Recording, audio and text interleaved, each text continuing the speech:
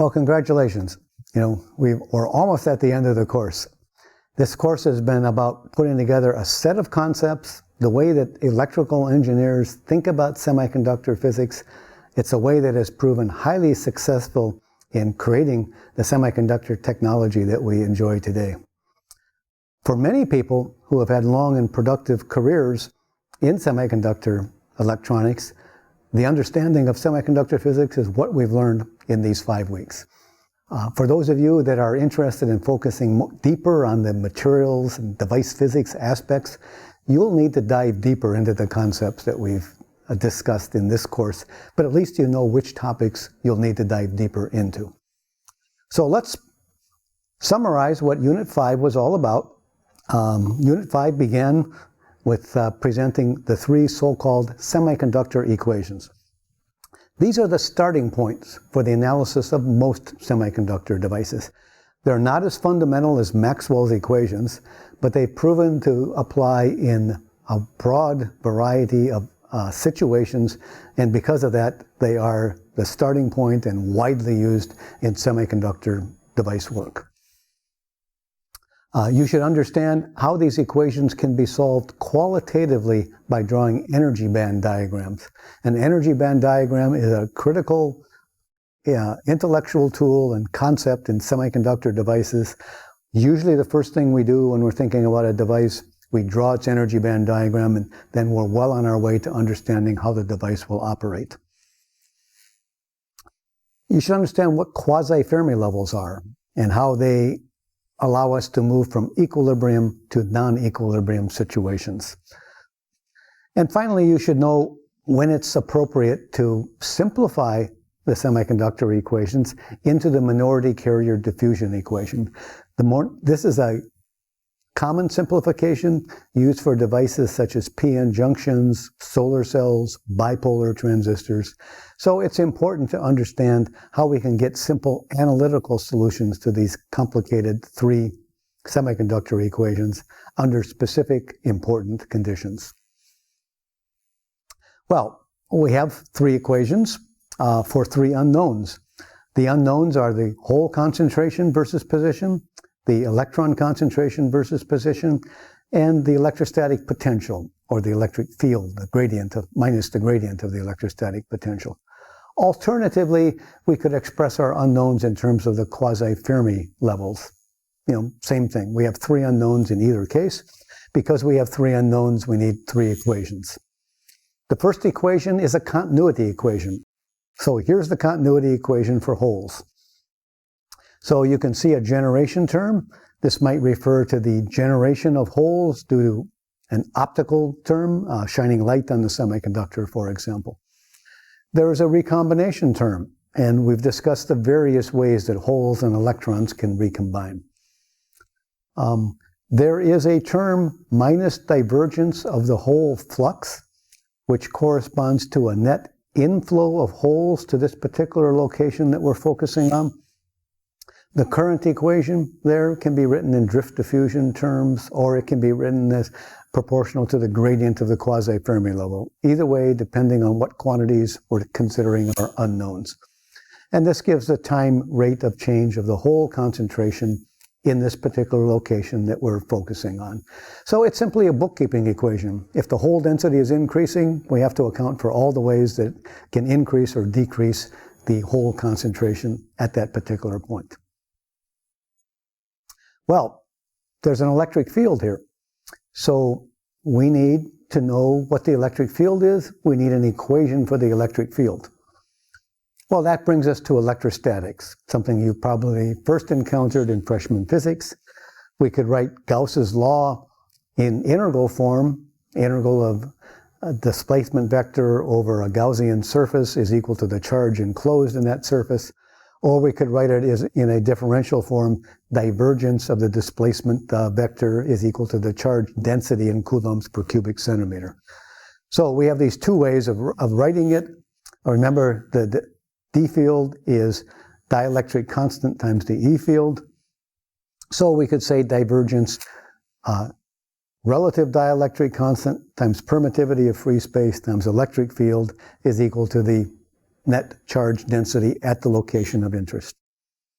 Well, the charge density comes from the fact that we may have positively charged holes there, we may have negatively charged electrons, we may have ionized donors which are positively charged, we may have ionized acceptors which are negatively charged. So this equation, Poisson equation, gives us an equation for the electric field. So we have these three semiconductor equations. We have these sort of constitutive relations that give us the current in these equations, the hole current and the electron current. We have an equation that gives us the space charge density in terms of the hole and electron densities that we're trying to compute, and the doping densities that we presumably know because we put them into the semiconductor. And we have an expression that relates the electric field to minus the gradient of the electrostatic potential. So we can think of our unknown as the electric field or as the electrostatic potential, same thing. So we have three equations and three unknowns, and we can either think of our unknowns in terms of carrier densities or in terms of quasi-Fermi levels. Either way that we choose, it's our choice. Well, what happens in equilibrium? So we have these three general equations. In equilibrium, there is no time rate of change of the hole density. So that's zero. There is no hole current, so that's zero. There's no net generation rate, so that's zero. There's no recombination rate. So we get 0 is equal to 0. Same thing for the electrons, 0 is equal to 0. Well, that's not very interesting. What about Poisson equation? Well, we could have an electric field in equilibrium because there can be a space charge density. We can have holes in equilibrium and they're positively charged. We can have electrons and they're negatively charged. And we have dopants, ionized dopants are charged. And electrons and holes in general can't move about and completely cancel out all of the charge. So there can be an electric field in equilibrium. Now we also know that in equilibrium, we have a relation between the equilibrium carrier densities and the Fermi energies. So you can show that these expressions follow directly from these semiconductor equations in equilibrium. We could also take these expressions for the electron and hole densities, put them in the Poisson equation, and we could get a single equation for the electric field or the electrostatic potential in equilibrium. So the equations simplify considerably in equilibrium. So just a word or two about equilibrium versus non-equilibrium. You should be familiar with these expressions that relate the equilibrium electron and hole densities to the equilibrium Fermi level. You should recall that NP is equal to Ni squared in equilibrium.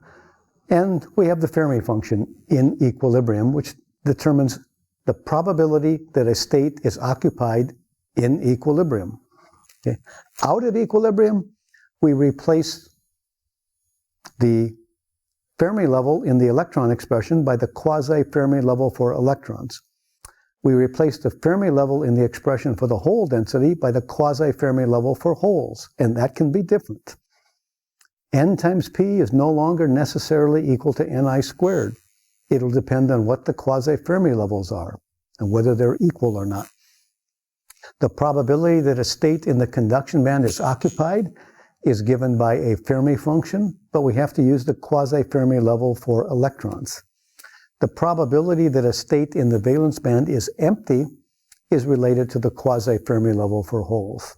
So it's really conceptually relatively simple to move from equilibrium to non-equilibrium as long as we make use of these quasi-Fermi levels. How do we know the quasi-Fermi levels? Well, we have to solve the semiconductor equations. When is this replacement of Fermi level by quasi-Fermi level valid? Well, it's really only valid if we're close enough to equilibrium so that the probability of a state is occupied looks like the equilibrium Fermi function. We just have to use a different quantity in it. But it works a lot of the time, and it is very widely used. It's the way semiconductor people think about semiconductor problems. So this concept of quasi-Fermi levels is extremely important for you to understand and be comfortable with. Okay, so in general, we have to solve these equations. We're given a device, we've invented some new device, we want to predict its current voltage characteristics we need to solve these equations. Well, how do we do that? Well, these days it's easy. You can solve them directly on a computer. You can discretize them, solve them numerically. There are computer programs widely available, and this approach is extensively used for semiconductor device development. If we want a qualitative understanding, or if we want to understand the results that these computer programs spit out to us, we can get qualitative solutions by drawing the appropriate energy band diagrams. Or there are situations where we can do a simplified analysis and get analytical solutions, and that's frequently very useful as well. Now, an energy band diagram is one of the key concepts in this course. You know, if you had a course in semiconductor physics, you're expected to understand what an energy band diagram is. It's a plot of the bottom of the conduction band or the top of the valence band versus position. And it's a really powerful tool for getting a conceptual understanding of the problem and providing us with a qualitative solution to those semiconductor equations. Now, how do we go about drawing these? Well, in equilibrium, it's fairly simple if we remember that the Fermi level is constant in equilibrium, independent of position. This is our starting point. So if we're trying to draw an equilibrium energy band diagram, the very first thing we do is draw a horizontal line. Fermi level is constant. Then we start drawing in the conduction and valence bands in a place where we think we know what they are.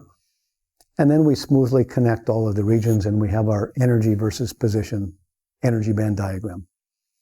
So a quick example. Let's say I have a p-type material. I want its energy band diagram. Let's say I doped it p-type. I know far into the semiconductor it's p-type. Let's say I have a positive voltage at the surface, so I'm pushing the holes away, so I know there are fewer holes there. Well, I would draw my energy band diagram like this. Since it's p-type in the bulk, the Fermi level has to be near the valence band. Since there are fewer holes near the surface, the valence band has to be further away from the Fermi level, and then I'll smoothly connect everything, and I've got my energy band diagram. Well, once you have an energy band diagram, you can read that energy band diagram.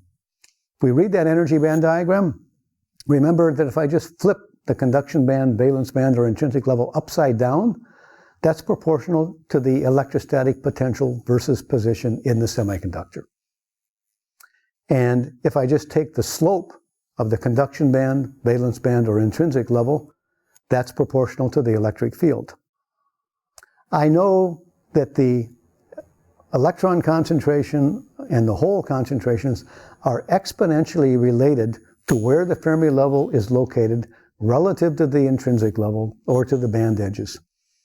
So, once I have my energy band diagram, I can sort of qualitatively sketch out the carrier densities as well. And then finally, I can get to space charge density. That would be proportional. We know that divergence D is equal to rho, so I'd have to differentiate again in order to get the charge density. That would be a second derivative of an energy band diagram that we have sketched. That might be a little difficult to do accurately. I could also get it by saying that charge density is P minus N plus ND plus minus NA minus. And since I can get P and N, I can probably sketch it out easier that way. Okay, that's an equilibrium energy band diagram. Fermi level is constant, relatively easy to draw them. It's much harder for us to do those out of equilibrium, but we do it anyway. Why is it harder? It's because we need to know where the quasi-Fermi levels are out of equilibrium. How do we know where the quasi-Fermi levels are?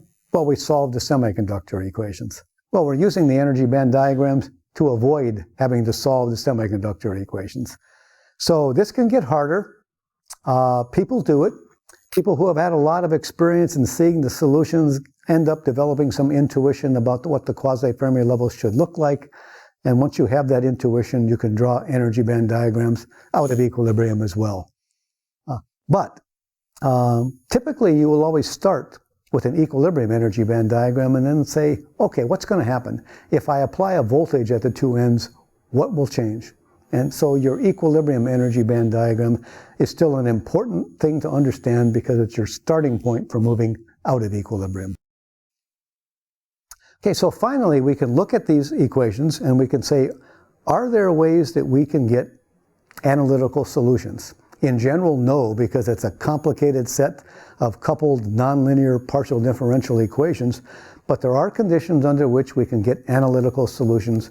One of those is situations that involve minority carriers under low-level injection. That results in the minority carrier diffusion equation, which is an equation that you should have some comfort level with. Well, where does that come from? So let's assume that we have an N-type material. So we know what the electron concentration is because we're going to assume low-level injection. So the electron concentration is always what it was near equilibrium. It's not going to be perturbed significantly. What we're interested in is the minority hole concentration, assuming that we inject a small number of excess holes. So we'll begin with a hole continuity equation. I could simplify it, say, by assuming I have a one-dimensional problem. That makes it easier for me to solve analytically. Maybe I'll say the generation process is an optical process, so I'll write it as G sub L for light. I'll assume that I'm having low-level injection, so I can write the recombination rate as excess minority carrier concentration divided by lifetime. Let me assume that I have no electric field, just so that I have something that I can solve easier. Then my drift diffusion current only has a diffusion term. And then finally, if I assume that the diffusion coefficient is spatially uniform, I can pull it out of the derivative, and I end up with this equation. This is one equation in one unknown. The unknown is the excess minority hole concentration. That's my minority carrier diffusion equation in this case. So our general procedure for problems like this, when we get to solar cells or bipolar transistors or problems that are dominated by minority carriers, is to first of all write down this minority carrier diffusion equation. If we have an N-type material, we're interested in the minority carrier holes. If we have a P-type material, we're interested in the minority carrier electrons. We then simplify that equation for the specific problem we're focusing on. We then ask ourselves, what are the boundary conditions? Then we can solve the minority carrier diffusion equation. And finally, once we've solved the minority carrier diffusion equation, we can deduce the quasi-Fermi levels, since we now know the excess minority carrier concentration versus position. Okay. You should have some familiarity with the general solutions that come out of simple problems. If we introduce some excess carriers into a uniform semiconductor, just put some in, and let things be, the semiconductor will react by restoring equilibrium. Those carriers will recombine exponentially in a characteristic time known as the minority carrier lifetime. Now, if we have steady state conditions, and we have a long regime, and we've introduced some excess carriers at some point, we know that the solutions under that condition will vary exponentially with a characteristic difference, characteristic length that is known as the minority carrier diffusion length, L sub n for minority carrier electrons, which is the square root of diffusion coefficient times time. Now, what if we have a very short regime under steady state conditions where we've introduced some excess minority carriers? Then the solutions are linear in position. So understanding some of these results of simple cases can allow you to sort of qualitatively deduce what more complicated solutions might look like before you go to the work of solving that differential equation. Okay, so that's it. Unit 5 pulls together everything we've talked during this course. You should be familiar with what these three semiconductor equations are, the two carrier continuity equations and the Poisson equation. You should understand energy band diagrams and how they provide us with qualitative solutions to these equations. You should understand quasi-Fermi levels, an important concept, and how they are used out of equilibrium. And finally, you should understand when you can simplify these semiconductor equations to the minority carrier diffusion equation, how you do that simplification, and how you solve the minority carrier diffusion equation for some simple and important cases. If you're familiar with those concepts, you've really grasped the key concepts from this entire course, and you'll be ready to proceed to understanding semiconductor devices. Thank you for sticking with me.